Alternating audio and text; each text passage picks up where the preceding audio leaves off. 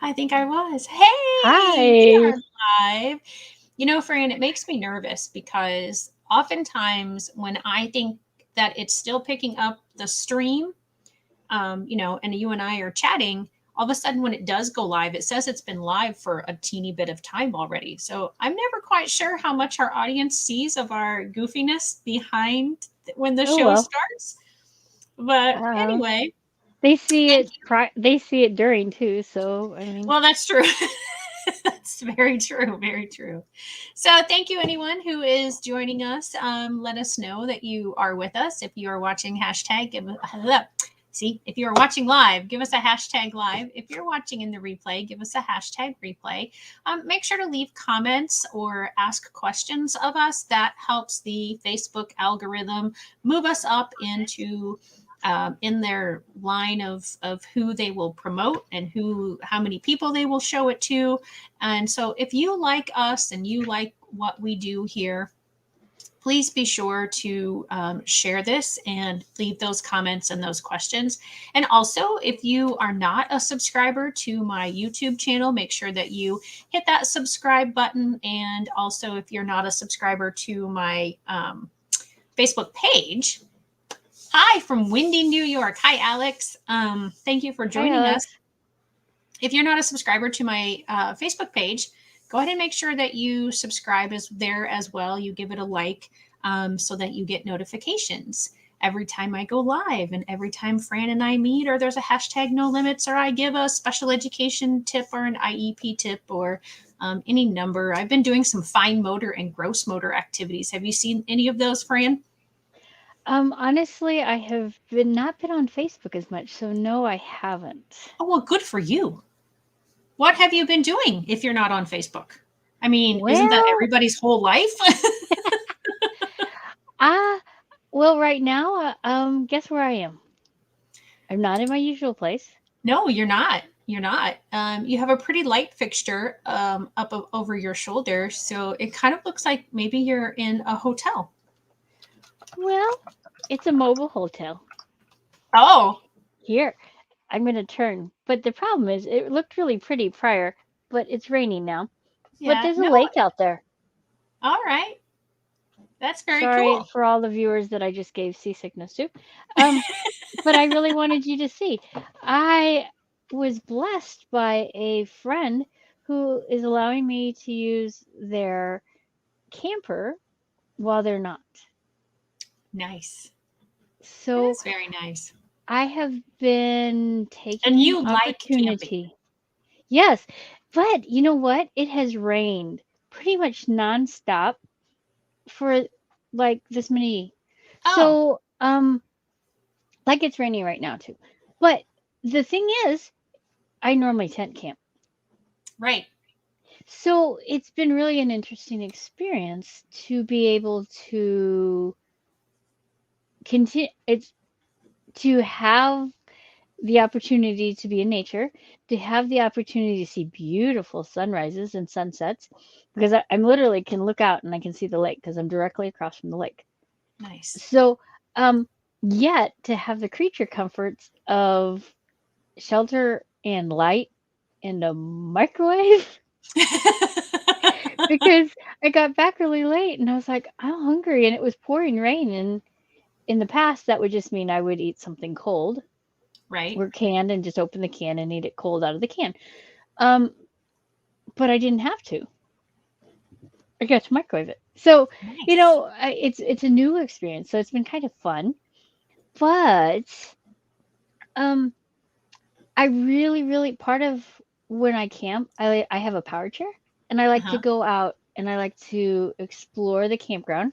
I like to explore nature. However, you know what the season is? Do you know what holiday's coming up?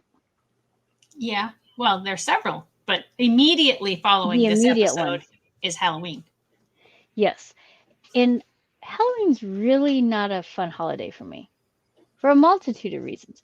And so I struggle with it and it puts me in a bad mental state and it puts me in a bad mood. And so, it kind of bummed me that when I toured the campground, it was all decorated. And I can kind of deal with some of the stuff, but some of the stuff was pretty intense. And so now I'm kind of like, well, I'm blessed that I have a camper because then I can just stay. Right. Yeah. So that's what I've had to do rather than go exploring because I Right. needed to take care of me. Yes. And so that was Yep. kind of what made me think about perhaps maybe that which we could speak today. Okay. On what are we speaking again? We we are speaking on we are speaking on holidays and specifically how do you get through them when they throw curveballs? Yeah. And not just, I'm guessing that you're not just talking about us as adults, but our children as well. Yes. I'm talking about just in general anyone that experiences perhaps anxiety or increased stress because maybe you're going to be around more people or just your routine has changed because with school is out for some of the holidays that will be happening. Mm-hmm. School or okay, so on Facebook, I did see in multiple groups. So when is Halloween? Well, Halloween is on a day, but apparently in our area, trick or treating is on a gazillion different times. Right.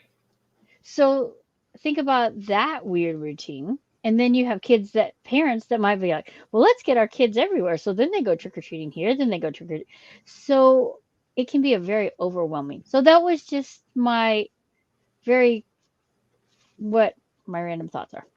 Yeah. Yeah. No, and that's a very good point because holidays can look very different for different people. And we need to try to remember that when, we're dealing with, say, for example, trick or treating, because that's the closest thing to us right now. Hmm.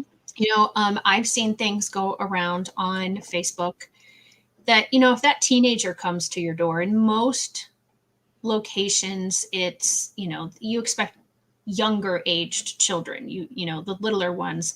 And so when you get an older kid who's maybe in middle school, or definitely by the time they're in high school, trick or treating usually isn't thought of as for them.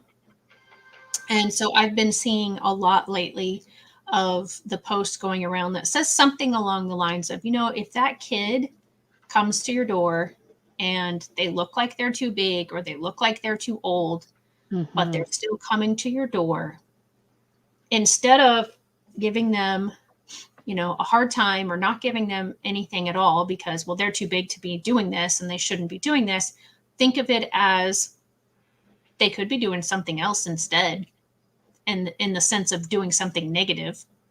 Right. Um, Yeah, yeah, yeah. maybe they are a person whose ability levels, even though they might be older, their ability level is more of the age of the typical age that you think of as someone going trick or treating.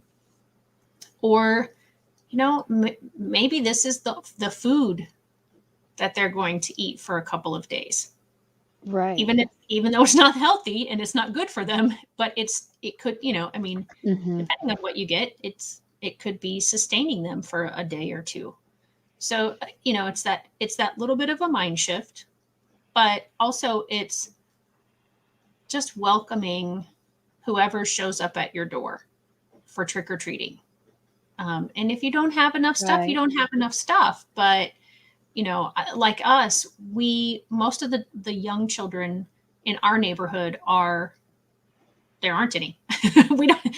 They've grown up. They're not young children Hmm. anymore. Now we do have two little neighbor boys, and I anticipate that they will come by for trick or treating, whichever night that is. I don't even know. I have to find that out so that I have Tonight. candy. Is it in my town? It's Yes. tonight. Okay, Yes. that's what Kevin thought, but we weren't sure because Um, so yeah, so I had some in my cart the other day when I was at Target, and then when I got up to the cash register and I was putting all the other things on the conveyor belt, I happened to turn the candy bag over and it was open in the back.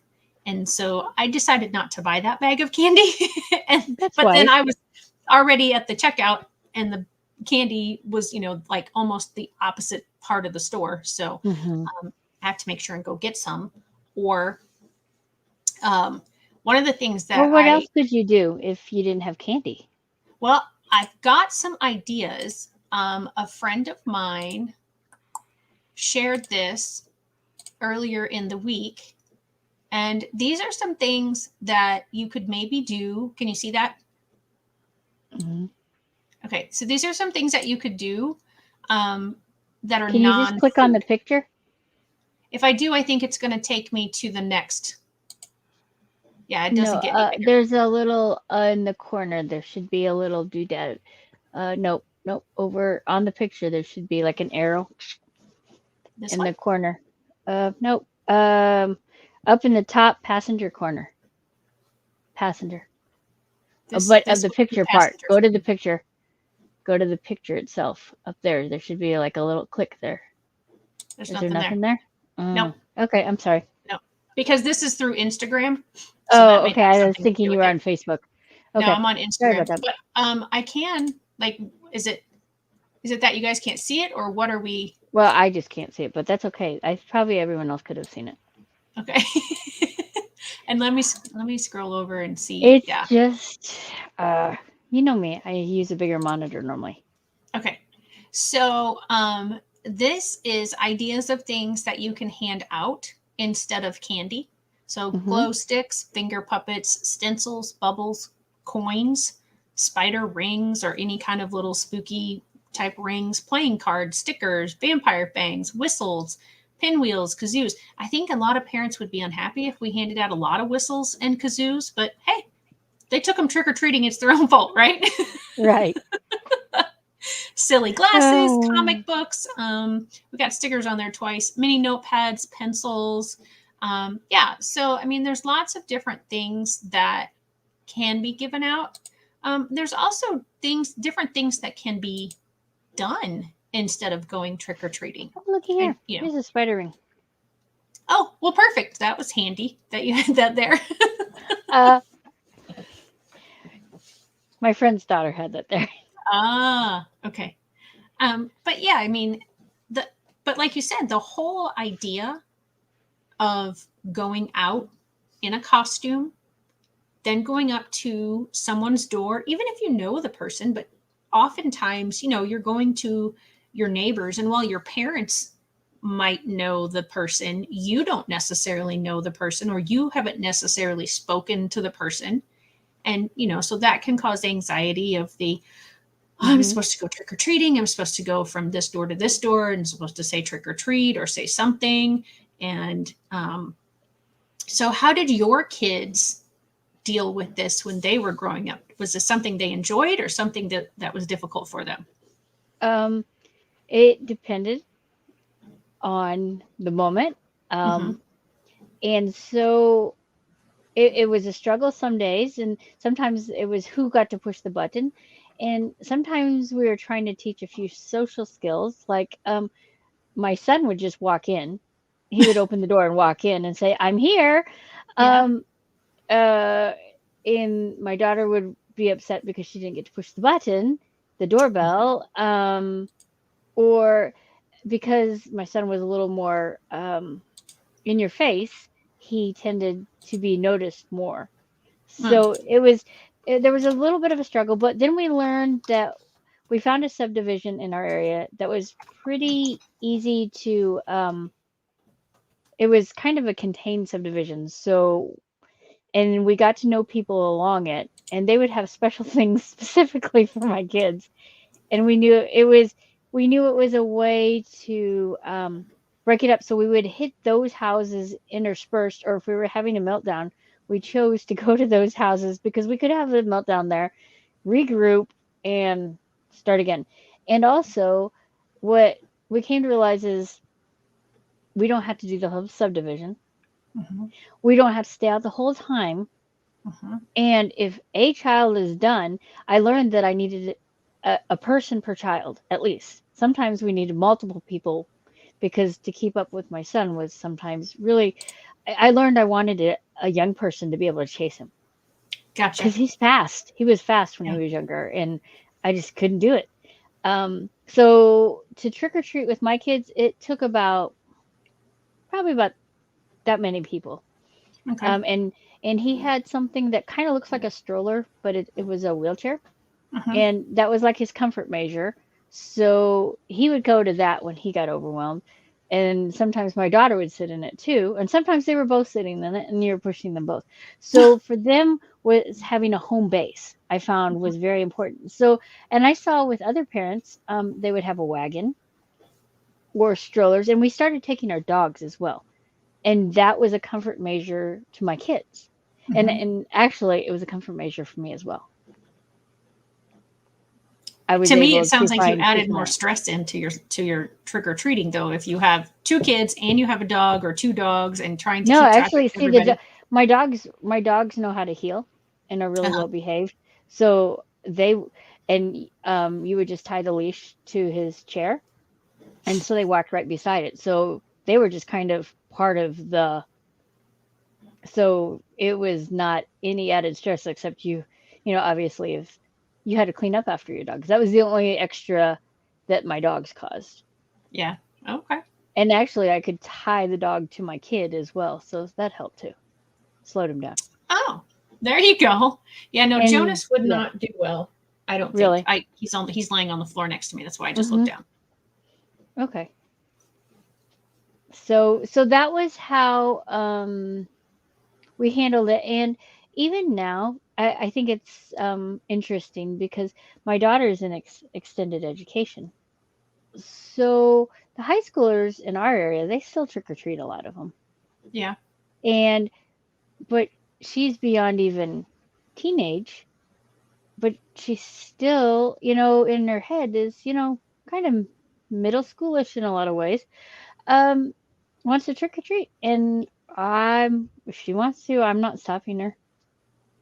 Hmm. I think we should experience life to its fullest, no matter what. Yeah. And hopefully people will receive her. And I suppose if you go have her go to that same subdivision that she went to as a child, she probably, as long as the same people still live there, she'd Yeah. probably be received very well. Um, she does. She's pretty tall now. I'm thinking though, right? Is she taller than you when you stand next to her, or is she the same Yeah, height? she is. She's She's taller. taller than you. Yeah, I was thinking she was pretty close to my height. So I mean, hopefully, like I said, hopefully people will be kind, and Yes, if she hopefully. comes to the door, that they will um, Hmm. give her whatever they're handing out, and not say anything else about it. I know in some of the areas around here that they have things called trunk or treat, where you just Hmm. go to a whatever location has it. And my understanding, I've not ever been to one, but is that everyone has their trunk open, and you just go. And I don't even know if they even open the trunks necessarily anymore, but Yeah, they do. it's that you go around and you get your treat or your And they candy have or whatever. games a lot of times to get it. Uh-huh. Um, and my church, they haven't done it since, all this other stuff, hoopla has Right. happened, but they would do it they've done it outside, and then they've done it in the gym. Mm-hmm. Um, and they had little stations, and then Oh yeah. they did it in combination with other churches, and they would have trunks open, and so yeah. Yeah. And Yeah. And the library did it in the town near us. They had okay. a kind of something ish, Mm-hmm. and I think our town did a trick or treat walk in the park where Oh, local businesses set out, and they walked around the park. And I think the town just north of me is doing that today. oh, okay. So I think But they're yeah. trying to come up with a variety of ways to make it more user friendly, for lack of a. Mm-hmm. That was the word I was thinking. Okay, well, I'm glad that we're on the same page there. Yeah, and I mean, I never really thought about that. until I got out of teaching and started working with other master IEP coaches around the Mm-hmm. country. The majority, I think, maybe, I mean, I don't actually know the numbers, so maybe I'm wrong with saying the majority, but there are a lot, I'll put it that way, of master IEP coaches who are parents of a child with a disability. And so a lot of the things that I am blessed to talk with them about are things like this, where, they might not go out at all on Halloween Mm-hmm. because it's just too overwhelming, because it might be overstimulating, and then you might have the child have I called it an event the other day, in that they're just overstimulated by everything. um, Mm-hmm. like I said, the anxiety of everything, and so that was something that I didn't really, I had never known, that, and like when the pandemic started, my mentor Catherine made the comment that, there were a lot of things that were such a different experience for typical families, but those were like normal experiences for non-typical families. And that was a lot of the going places and a lot of the doing things and the not getting together at the holidays or not going to a family gathering Mm-hmm. because it was too overwhelming and it was too stimulating and there was, too much of whatever. Um, and so, as a kid, I couldn't wait for Halloween. I loved getting dressed up. I loved going from house to house. My parents drove me around the town that I grew up in. And I fortunately or unfortunately was a social butterfly. I never met a stranger. So that wasn't a big deal for me to go up Uh-huh. to somebody's house. And at the time that you and I grew up, it was a lot safer to do that.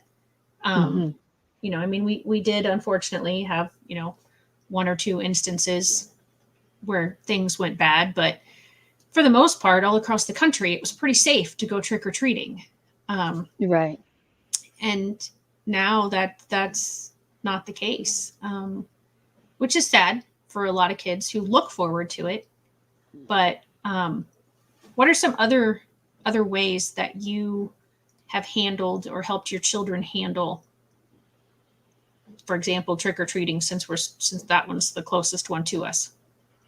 Um, well, I know some people use social stories, Mm-hmm. and that never really meant much to my kids, but we did like picture social stories, but we did kind of talk it through. Okay, remember we take turns. So I tried to give them my expectations and also what might be occurring when we go. Now remember, some places don't have doorbells, so you have to knock. And do we go in houses? That was always a question I'd have to ask both of them. Do we go in? And my daughter would say, "Well, what if they say we can come in? What if they have a dog? What if they have a cat? What if?" No, no, no, no, no. We're there just to trick or treat, and then we go in, or we knock and we say thank you. It was always please say thank you, and I don't think it was above and beyond to ask them to say thank you. I thought that was probably a pretty good manner thing. So that was prior to even going out.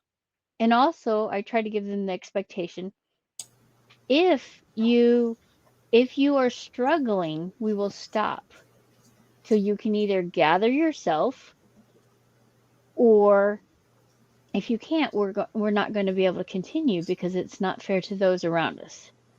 So, Right. for your benefit as well as everyone else, we will not continue. So, I tried to have some pretty clear expectations for them set out so they were not thrown for loops when. And I also carried extras. I always carried extras with me. Does that make sense? I think so, but Extra. explain it. Okay. I carried extra things, whether it was an extra treat bag, um, flashlights, glow sticks, things to distract, things to redirect, um, to take the focus off of what was causing the event. Does that make Uh-huh. sense? Yeah, it does. And and so sometimes I look like a pack horse because he had a chair. Was that Jonas? No, it's Ruby. Oh, I was gonna say, are you having a dog play date again? I am. Yep, there she is. Uh, there she is. Yeah, So, I didn't get her yeah. until just before the show started, so I haven't given her much attention. Okay. So those were some of the things we did then, and I think the biggest thing was trying to be flexible, remembering that though we set expectations and though we had a thought out plan, it may not happen. Right. Does that, Hmm. how I'm trying to about, type some of the stuff up that you said. oh, okay. I'm like, I know she's typing. Is she typing something to remember to say, or is she typing? No, yeah, Violet's probably going to get me a quiet keyboard for Christmas so that you can't hear me when I'm typing. She was down here the other day and I was typing something and she was just like, "Oh my gosh, I'm getting you a quiet keyboard for Christmas." Sorry, So, I'm used to so it. those was my random things. But I kind of want to address how do you handle it as an adult? How do you handle holidays? Um, it well, That we've was a started. very big. Well, I mean, it's different now, and it's continued to change from when Kevin and I were first married to when we had Violet to when she started wanting to go to other places for her holidays to now that she is an adult, you know. So Kevin's family lives far away from us. It's a multiple hour drive to get to where to get to where his mom and stepdad live, which is where most of the family gatherings are now.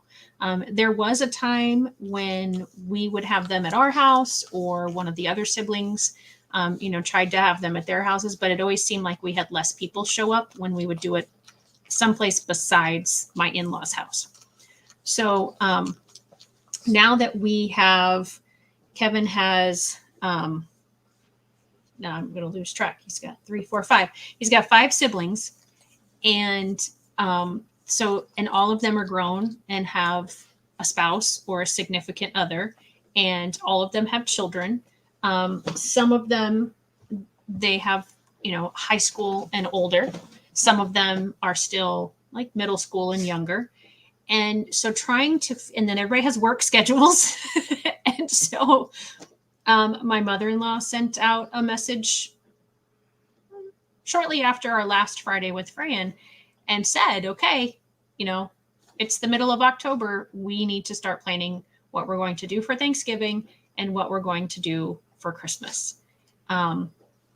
And so, trying to figure that out. Of course, when Violet was little, she didn't have a say in whether or not she went. And she didn't have a say in when it was going to happen because she didn't have a say in whether or not she was going to go. But now, she's got her college stuff. She'll actually be wrapping up right before Christmas this year. Mm-hmm.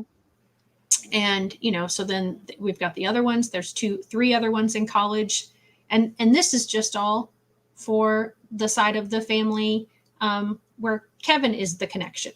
Then we have the side of the family where I am the direct connection. And I've got nieces and nephews, and they have step families, and, trying to get all of their work schedules and, just the planning of it, just the physical planning of what day it's going to be on. And, and then there's the whole shopping thing. And then there's the preparing the food thing. And then there's a lot. There's just a lot. Now, we don't do Halloween because, like I said, Violet's about ready to graduate college. And we really, it wasn't one that we ever big time celebrated anyway.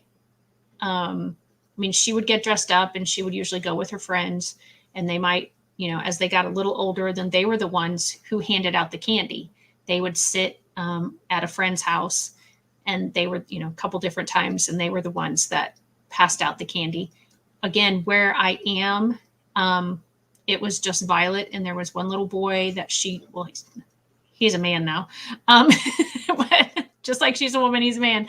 Um, that, they grew up together. He's about a year and a half, I think, younger than her. But they were the only kids in the neighborhood, on our street, or that came to our house. So we never even really had a lot of trick or treaters come by. Um, and if a lot of them did come by, we didn't know more than maybe a handful of them. So, I kind of tend to forget. That's why I didn't even know that tonight was the night they were going to come out, because it's not a big thing for me, or a big thing in our house. So there's a lot of planning, but it's different planning. And so, okay, so there's all this planning. What do you do though when the family doesn't, or the extended family, maybe the immediate family accepts your uniquely abled child, but what do you do when the extended family doesn't accept them, maybe because they don't understand them, or in their mind's eye, a good rump whooping would get them into shape, and so suck it up, buttercup, and we're not going to accept that kind of behavior, kind of thing. How do you handle that? You write a book about it. And then you buy that book and you give it to those extended family members, and you say, read chapter, read Raymond's or James or whichever, chapter in the book, to give examples, and have your extended family members have a glimpse of. Now, obviously, this book, it's only 9 families that are represented, but pretty much anyone who has read my book that wasn't one of the chapters has connected with one of the chapters or more. And people who don't have a child with a disability that have read the book have said that they had no idea, or they thought they had, like I did. Before I wrote that book, I thought I had an idea about what it was like to raise a child with a disability. But I really didn't. I mean, I really did just have just this tiny bit, and there's so much more. Uh-huh. So educate, Yeah, if they're educate. willing to learn, but they have to be willing to learn. Right. Yeah, and each circumstance, each individual is an individual. Mm-hmm. And even that individual, it will change. Right. I had somebody have a glimpse kind of a bit of my life recently. And they were flabbergasted. They had no idea that, because my child doesn't always present that way to the outside world. And so they got a glimpse of the inside world. Right. And they said, I don't, I, I couldn't do it. And I said, okay. I'm not sure what they wanted me to respond to that. Um, but I said, I get it.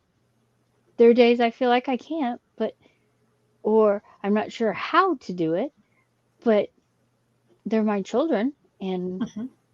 they were given to me, and I'm not going to abandon them. I'm not going to give up on them, but there's some days I have to separate myself from them. I Right. have to give each of us space so that we can come back and try to figure out how to do it and work through that which is an issue at that moment.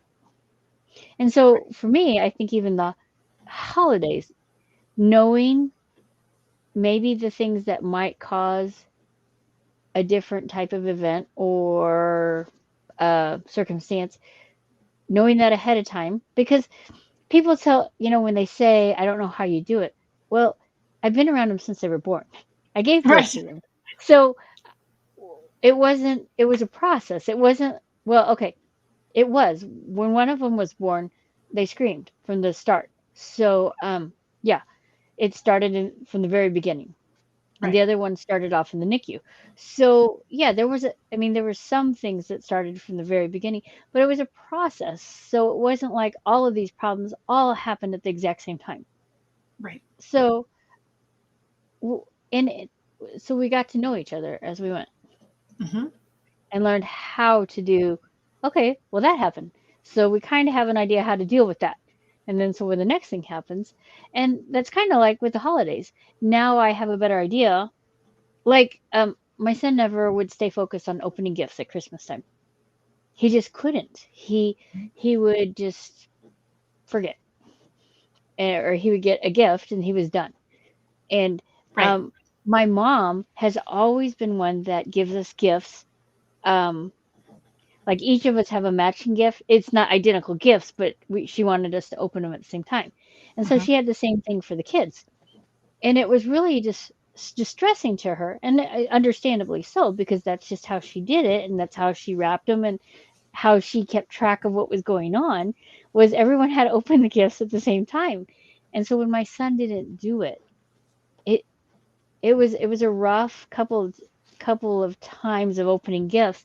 And then we finally, she was okay with it. We talked about it ahead of time and determined, okay, we'll just keep setting his in a pile, and we'll allow my daughter to keep opening, and we'll set his that matches over there, and just with the realization and expectation that they're not going to open them at the same time. And it was so freeing for my mom.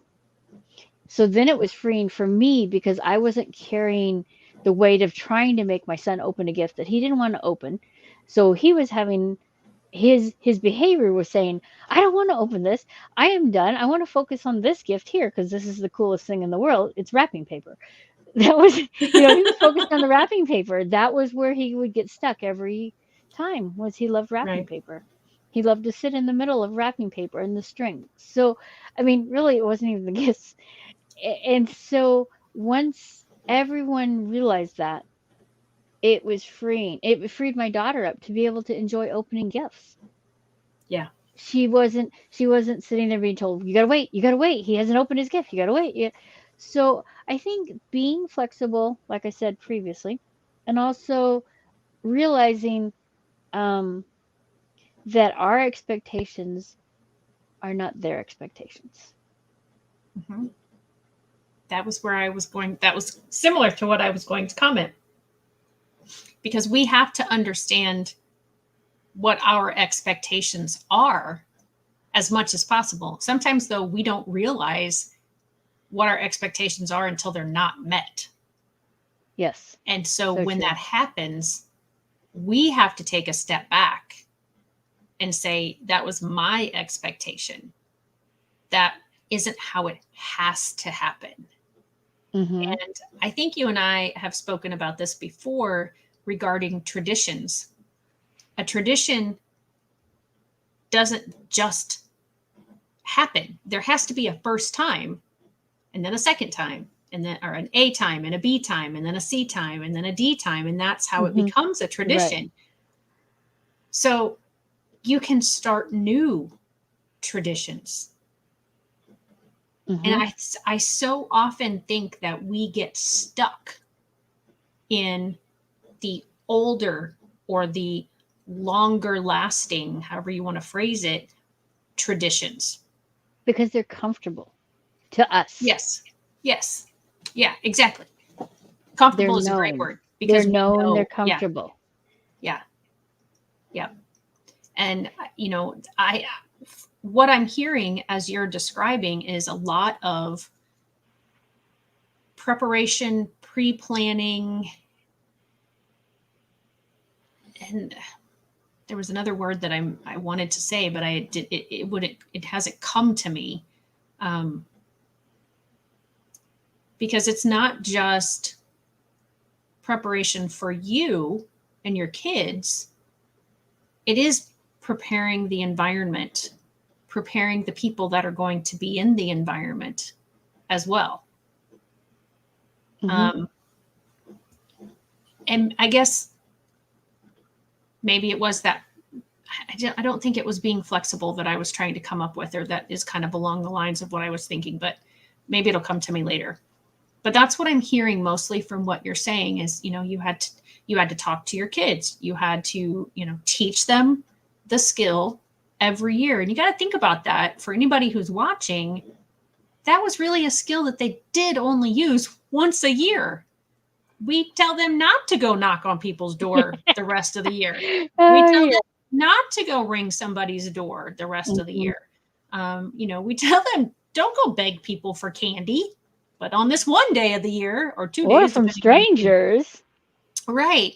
So it is something that has to be taught, or is likely to have to be taught each year, and then maybe multiple times before the day and the day of, because it does take a while for new skills to get into our systems. And so if it is something that we want them to do automatically, and if you don't have time or you've forgotten about it ahead of time, then you need to be prepared that you are going to have to remind, possibly at every Mhm. house, And until yeah, it and happens we that. we often did. It would be a matter of, okay, so what are you gonna do? Whose turn is it? Okay, you need to wait. Mhm, It's not your turn. No, your hand has to hold this. Hold your bucket. Hold. mhm, It was a mentally exhausting time for me and everyone with me. We weren't just physically, we were mentally drained. mhm, And so I know my kiddos were mentally drained, and because you wanted them to get to experience it and be free, yet um, we had to teach them the societal norms, right, societal expectations, so that they would fit in and not stick out. You know, um, there was an added. Sometimes as I look at it now, there was an added almost burden put on us because they would not be accepted if they didn't do what society said the typical child would do. right. And that I think that expectation carries over as I'm saying this into gatherings, holiday, whether or even it's like going to sit on Santa's lap or uh just going through to see the light somewhere. Mhm. There are expectations we place on others. Yeah, absolutely. Just like you said, the societal expectations. And once again, as you were talking, I was hearing you are doing all the preparation, but the people on the receiving end haven't had to really alter what they're doing. Generally, no. And so that's one of the reasons, You for stay this home. show. Well, it's a reason to stay home, but it's one of the reasons we do this. It's one of the reasons that I do hashtag no limits, is to try to get the word out to as many people, to make them aware of situations that I don't think people would intentionally be mean if they had an idea of the situation. I don't think people would turn down someone whose mental age was not what their physical age was if they knew Mhm. that. Right. And, we don't want to single out, but we do want to somehow, make the person whose door the kids are knocking on aware that, hey, they might act a little bit different, but this is we're working on this, or this is what Mhm. we're you know they want to have the experience like any other kid, so we're trying it, we're working on it. But I had this reminds me, and Alex asked a question there too. Yeah, I But know, this I've seen it, I just didn't want to interrupt you. Oh, okay. Oh, I'm sorry. This reminds me though, I know that I know when you clicked on that graphic and it said the Teal Pumpkin Project, but it reminds me of what a parent said in a group in which I belong. They said, we should not have to advertise our child's disability for them to get acceptance. No Right. one else advertises, I'm diabetic or I have a heart condition to be accepted. Yet, our children who are uniquely able to be accepted, we have to go into great detail about all of the things that they can't do, or they have deficits in, or they are disabled in, just so that society will accept them. And that Right. really struck me because I know that the Teal Pumpkin Project is a great idea in conveying a message without having to advertise it greatly, but in the same sense, you are. Right. Exactly.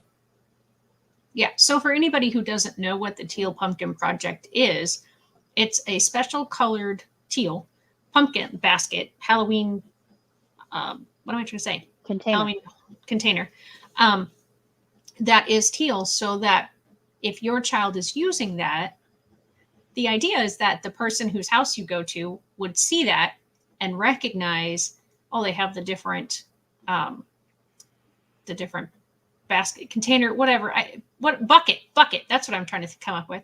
Um, and so Pumpkin the is what it is pumpkin, yeah, originally, but and yeah. so they, I think, oftentimes it's used more for recognition of autism, but I mean, I would think any kid, It started with the autism spectrum disorder, yeah, yes. and so I would think any kid could use it. But the thing is, even with that, is it the people who are buying the buckets that are the only ones who know what the reason is? Or are we doing a good job of even saying, hey, to the world, this is what this bucket means? When And I've seen only them, through, yeah, social media and people sharing, hey, this is what this bucket means. And because right, when that's what I've actually seen them started that advertised, discussion. yeah, that's when I've seen them advertised at Target or Walmart. They'll have a whole section of the different colored pumpkins or buckets, but there isn't necessarily an explanation. And even Hmm. if there is an explanation, if you're not the one buying the bucket, but you're just the neighbor the kids are coming to on Halloween, you still might not know what the Right. purpose of having. And plus, you get kids, they have pillowcases and they have plastic bags and they have buckets and they have, all sorts of different objects to hold their candies. So you still might not know. Hmm. Because you could just think, oh, it's just another color that they're holding on to. So do you want me to show Alex's question now? Yes. Yeah. Okay. What do you do for a child who has a fear of Halloween decorations? Excellent question. Thank you, Alex. Do you want to answer that or do you want me to answer that? Um, I mean, I can answer some. I don't know that this is, necessarily the best answer, but talking to them about the decorations, explaining that they are not real, that they are animatronic, or that they're the blow up kind. Letting them sometimes, and don't always have time for these sorts of things, but showing them the objects during the daylight when they're not activated, and then activating it in the daylight. Um, Sometimes, but again, that's a lot of work. I mean, I have a family member who, she will not take her children out on Halloween. She doesn't want to expose them to all of the scary parts of Halloween. Um, and it's not that any of her children have any sort of disability. She just chooses not to expose them to that stuff. Um, what would you say? Well, I was kind of going more with, okay, so we're out trick or treating and we come upon this. You know what we did? We didn't go past it. If it scared them too much, we just went a different direction. Or Hmm. we put somebody, an adult, multiple adults in between that child that was scared, and we just kept walking. We just skipped that house.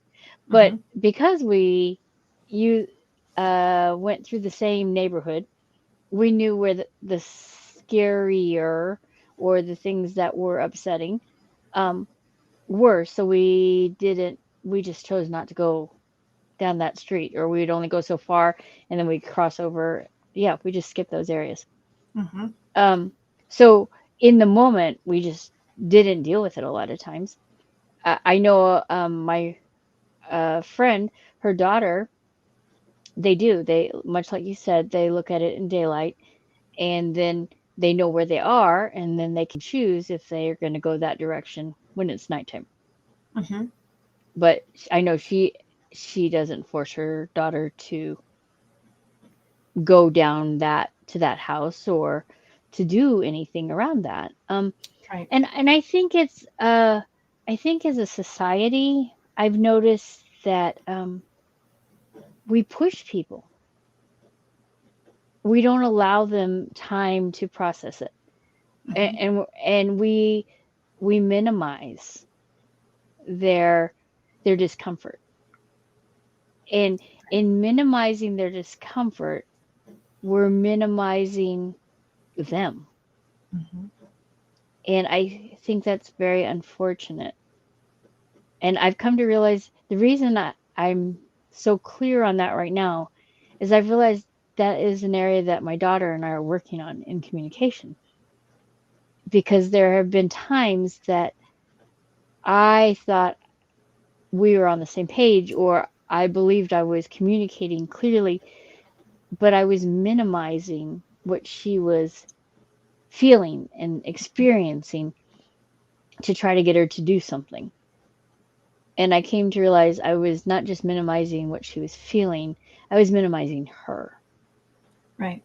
So it was more a matter of acknowledging this is a valid, this is real to you. So how do we move forward now? Right. And I think so Yeah. that's much the same with, as Alex asked, the decoration. It's real to you. It's scary. So if even getting up close and personal with it doesn't change your fear of it, I'm not going to keep dragging you up to it. Look, it's not real. Look, it's just Right. a fake. Yep. I don't think that helps anybody, does it? It wouldn't help me. Uh, it's to me that's a tricky situation because the in some ways the more we allow something to scare us, the scarier it becomes. Okay. And so then it is more difficult to not be fearful of that thing. So I just thought it's of something that pertains to you as you're sharing that. my So swimming. if yeah, all of a sudden Exactly. I'm like, okay, so if someone says, okay, Shelley, it's just water. Let's just come on, let's go in, and they dragged you in. Look, you're okay. Right. Yeah. And you know, because I didn't have anyone do that to me, and I'll go in water and I'll go in water, that's up to my chest high. Um, but that's as far as I'll go. Okay. So it's not water in general, but it is that Hmm. one specific pool. But I think if I had been pushed a little bit to face it, maybe, I don't know, but Mm, it is a okay. fine line, Alex. And that's why I'm like, I don't really know, because it's important to validate that I was fearful. And it's important to take small steps to overcome that fear. But for me, I think because I had built it up to be such a thing, it has taken me, and it's the one thing that I'm fearful of. I mean, that I can't get over. That I have never gone into that pool. I've Yeah. gone to the pool. I've Hmm. I've gone into the changing room. I'm trying to remember, and even that took me years because I had made it into this really humongous problem. So I I wouldn't force it in the moment. Maybe, I don't know. It's just, it's different for each person, and it's a fine line. I totally agree with Alex. It's an individual thing. Whoa, imagine that. Individual. Right? I know. You're an individual. I'm an What? individual. What? Yeah. No. We are not, you are not like all other redheads. Thank the Lord for that. I And am thank not the like, Lord that they're not all like me. Bless. I Thank am them. not They're like thanking the all, Lord. I Yeah. am not like all other Asians. You know, yet we clump those who have unique needs together. I Yeah. don't know how many people have told me, because this is Down Syndrome Awareness Month. I'm just going to throw this one out there. They are not Right. all loving all the time. Just, Right. just, just Right. gonna let you know that. Yep. Just ask I my actually, son's staff who he was cussing out the other day because they were following the rules and would not allow him to watch something on TV that he's not allowed to watch because it causes him to have increased aggressive behavior. So he was cussing them out. yeah. So that is not loving behavior. I'm just letting you know. And it's also not acceptable behavior in my eyes. And I reprimanded him. He called me so I would yell at the staff. No, I reprimanded him and he goes, "Gotta go, mom, gotta go. Bye." And he hung up on me. Wait, no, this So, didn't work. I don't want to get in trouble. so just as you and I are individuals, everyone is an individual. Yep. It's I so just, true. sorry, I just had to throw that out there because No, and it's just it's, like, I don't know how I was many talking people. to, it wasn't done intentionally on my part, but several of my hashtag no limits guests this month, their child was a child with Down syndrome.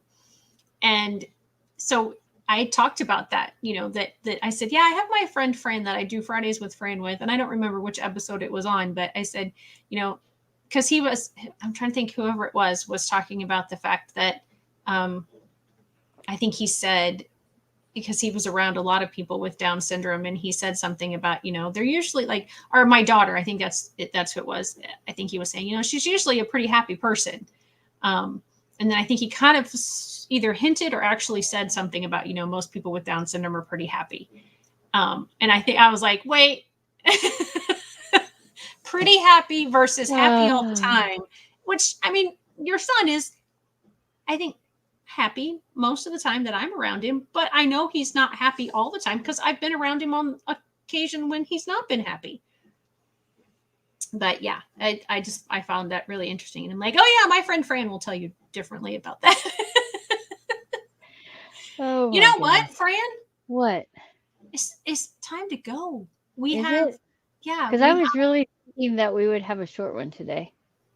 I did too, because coming on, I was like, I don't know what we're going to talk about. And both of us said prior to that we weren't 100% in it right today. Like our minds are kind of, in a kind of like the state of the weather in a cloudy state. Um, Hmm. but I think it's just a topic that, do you have a fly around you? Yes, I do. Yep. I'm sorry. No, that's okay. I just thought I saw it and then it was gone. And I was making sure that I wasn't seeing things because it's that kind of a Uh, day. I might be. So yes. to kind of be quickly succinct. So for preparing for the holidays or ways to handle the holidays is preparation, clear expectations. If it's for trick or treating, carry things, extra things, duplicate things, things to distract and redirect in the moment, and And being try to be flexible. flexible. Yep. Yeah. All right. And This will be a remember, topic. you are not alone. That's right. And this will be a topic that we will touch on again, maybe a few times between now and the end of the year. Everybody have a great week. We'll see you next time.